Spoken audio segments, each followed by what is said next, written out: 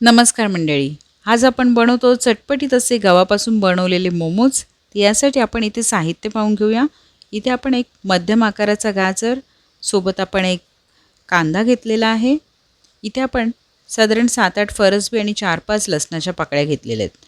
हे सर्व मिश्रण आपण चॉपरमध्ये घालून त्याचे बारीक एकदम किस करून घ्यायचं आहे. आता एका बाउलमध्ये आपण अर्धी वाटी गव्हाचं पीठ घेतलेलं आणि त्यामध्ये 1 चमचा आपण तांदळाचं पीठ घातलेलं आहे. चवीपुरतं मीठ घालून घेतलेलं आहे. आता यामध्ये केवडा एसेन्स घालून घेतलेला आहे आणि आता आपण मस्तपैकी पाणी घालून हे पीठ आपण व्यवस्थित मळून घ्यायचं आहे. आता आपण हे जे पीठ मळून घेतो ते आपल्याला थोडंसं ओलसर मळून घ्यायचं आहे. हलक्या हाताने पीठ मळून घ्यायचं आहे, जास्त त्याला दाबून चेपून मळायचं नाही आहे. आता यावरती मी अर्धा चमचा तेल घालून घेतलेलं आहे. छान आता ते पीठ एकत्र करून घ्यायचं आहे आणि आपल्याला त्याला पुन्हा एक 10 मिनटासाठी झाकून ठेवून द्यायचं आहे.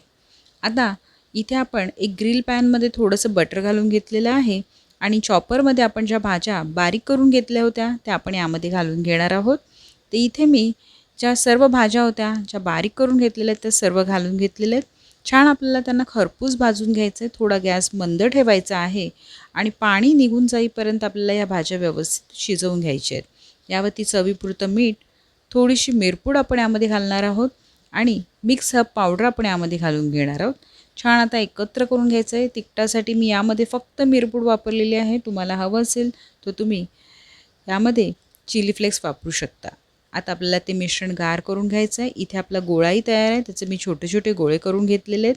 त्यावरती थोडंसं तेल घालून घ्यायचं आहे, थोडंसं पीठ लावून घ्यायचं आहे आणि व्यवस्थित आपल्याला ह्याची पुरी लाटून घ्यायची आहे. तुम्हाला हवं असेल तर एक मोठी चपाती करून तुम्ही ग्लासाच्या साहाय्याने त्याच्या छोट्या छोट्या पुऱ्या करून घेऊ शकता. आता आपल्याला अतिरिक्त पीठ काढून टाकायचं आहे. यावरती आपलं जे मोमोजचं स्टफिंग आहे ते घेण्यासाठी आपल्याला हातामध्ये यांना व्यवस्थित असं करंजीसारखं फोल्ड करून घ्यायचं आहे. तुम्हाला हवा असेल तो तुम्ही आकार यामध्ये देऊ शकता. मला जो इझी वाटत होता तो मी आकार यामध्ये दिलेला आहे मोमोजचा. तर तुम्हाला मोदकासारखा आकार हवा असेल तर तुम्ही मोदकासारखाही आकार यामध्ये करू शकता. आता अशा प्रकारे मी उभ्या डिझाईनमध्ये हे मोमोज तयार केलेले आहेत आणि असे मी एक साधारण 5-6 मोमोज केलेले आहेत. डबल बॉयलरमध्ये आपण चाळण ठेवून त्यावरती हे मोमोज ठेवायचे आहेत. मी थोडं हलकंसं तेल लावलेलं आहे. तुम्हाला नको असेल तर तुम्ही नुसता वॅक्स पेपर घालू शकतात. 10 मिनिटांनी आपले मोमोज तयार आहेत. इथे मी टोमॅटो केचपबरोबर मोमोज सर्व केलेले आहेत. तुम्हाला आवडत असेल तर तुम्ही इथे रेड चिली सॉसबरोबरही सर्व करू शकता. नक्की ट्राय करा. चॅनलला सबस्क्राईब करायला विसरू नका. धन्यवाद.